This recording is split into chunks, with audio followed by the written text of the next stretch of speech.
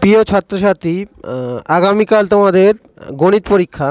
এই গণিত পরীক্ষার জন্য যে উপপাদ্যগুলো করে যাবে, 4টে উপপাদ্য যদি করে যাও তার মধ্যে 2টো কমন পাবে। উপপাদ্যগুলো হলো 34 নম্বরের যে উপপাদ্য আছে, প্রমাণ করো কোনো বৃত্তের একটা বৃত্তচাপের দ্বারা সম্মুখ কেন্দ্রস্থ কোণ ওই চাপের দ্বারা গঠিত যে কোনো বৃত্তস্থ কোণের দ্বিগুণ। তোমাদের টেক্সট বইয়ের 123 নম্বর পেজে আছে, খুবই গুরুত্বপূর্ণ এবছরের জন্য। উপপাদ্য 42-এরটা, যদি দুটো বৃত্ত পরস্পরকে স্পর্শ করে তাহলে স্পর্শবিন্দুর কেন্দ্র দুটি সংযোগ সরলরেখাংশের উপর অবস্থিত হবে।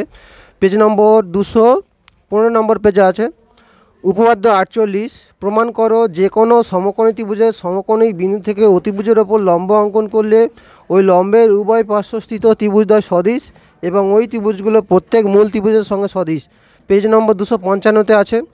এবং শেষের যেটা হচ্ছে 49-এর যে উপপাদ্যটা, পিথাগোরাসের উপপাদ্য, যে কোনো সমকোণী ত্রিভুজের অতিভুজের ওপর অঙ্কিত বর্গক্ষেত্রের ক্ষেত্রফল অপর দুই বাহুর ওপর অঙ্কিত বর্গক্ষেত্রের ক্ষেত্রফলের সমষ্টি সমান, 285 পেজে আছে।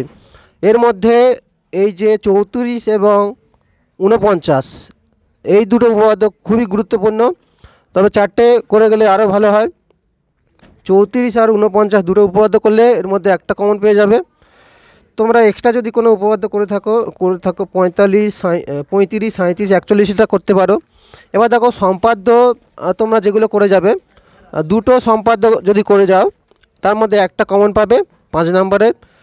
যে কোনো ত্রিভুজ অঙ্কন করে তার পরিবৃত্ত অঙ্কন, এটা এবছরের জন্য খুবই গুরুত্বপূর্ণ, তোমরা এটা কমন পেয়ে যেতে পারো।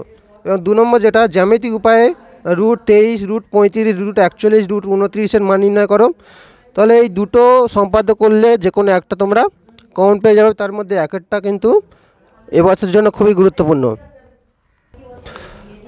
ভিডিওটা ভালো লাগলে একটা লাইক এবং চ্যানেলটা সাবস্ক্রাইব করে রাখবে পরবর্তী ভিডিওর জন্য।